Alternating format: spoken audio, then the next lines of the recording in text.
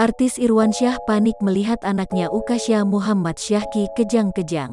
Rasa syok Irwansyah makin bertambah saat dokter menjelaskan penyebab putranya kejang-kejang. Hal ini ia ungkapkan lewat channel YouTube The Sungkar Family. Irwansyah mengaku masih gampang merasa cemas. Ia pun menceritakan saat Ukasha Muhammad Syahki yang saat tidur tiba-tiba kejang-kejang seperti orang kaget. Ukasha Muhammad Syahki kejang saat sedang ramai karena kedatangan Nagita Slavina. "Wah, kenapa nih? Panik?" gue tanya sama dokter akhirnya. "Dok, itu kenapa anak begini-begini?" katanya, Minggu, tanggal 18 April tahun 2021. Dokter pun menjelaskan jika hal itu wajar karena Zaskia Sungkar mengandung selama pandemi COVID-19. Jadi jarang mendapatkan kunjungan orang-orang atau berada di tengah keramaian.